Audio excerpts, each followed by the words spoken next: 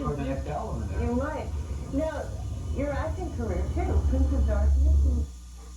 What is it about, except for people like you who have an obsession with this kind of sort of the blood and gore, and you make it real, it's a hobby and it's a, I don't know what to call it, is it an obsession or Well, not as much as, I consider a good horror movie a good comedy, usually.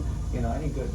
Any really good horror movie you laugh at, and maybe it's therapy for me, but I find it funny. And I kind of watch movies now, not to see anything about the plot, but it's more like the special effects. I think the special effects are what's really, gets to be really high-tech and fun. A lot of people are worried about kids watching 40s and 19 movies, and flash and stuff. But kids, everybody seems to go through a period of time where they're fascinated by it. Well, if one kid is affected by it, and, 10 years from now, and reflects back that he watched horror movies, it'll suddenly be, oh no, the whole generation is lost. Of course there's going to be one person that's going to do that. Anyways, if you watched Kojak or if you watched Miami Vice, this whole generation, our generation, everybody's generation, was brought up in choreographed violence. I mean, we watch probably 1,000 murders a year on television. And we sit there and we go, So, it used to be, now it's like, so what? Because we know it's choreographed, we know it's not real. And I think even kids watching cartoons see so much violence. They watch the Three Stooges, it's the most violent thing I've ever seen in my life. But we know it's choreographed, they don't really hurt each other. Whereas real violence, when you see something like what happened in China, where 1,000 people get shot, or two guys in a bar that, that are knocking each other's heads off, that's real violence. Nobody in their right mind believes in that. But I think all of us have been, immune to and kind of enjoy choreographed violence. And I think it's almost a pressure reliever. I think you see it, and so you don't do it. Now, you said that, in the last show that you took out on the road, the first 20 rows were covered in blood, but that you may have peaked on the blood bit, and that...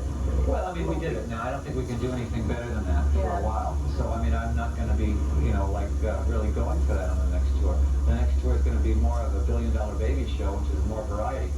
There will be a section, a Gothic Alice classic section, where Alice will turn around and have, the classic Alice. There will be another section that'll be all new material.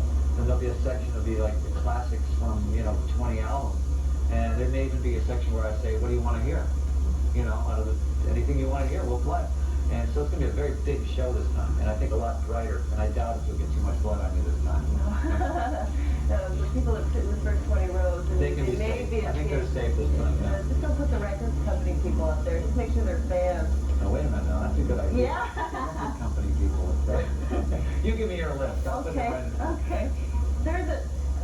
We've started to become a whole school of Alice Cooper alumni. A lot of people come through town and say, I played with Alice. Yeah. I think that's because I'm not afraid to play with different people. I'm not afraid to, if I go out on a tour, I'm not locked into one band. I was for a long time. The original Alice Cooper band was very tight, up to $1 Billion Babies, and it was great. Now, I don't think that I'm really locked into having to use the same guys over and over again. I expect them to come out with me for 2 years or so, and then go and do their own albums. I don't think that they should be, I should be a springboard for their careers. Kip Winger is doing very well with his band, Winger. And Kane Roberts is doing his own album on Geffen.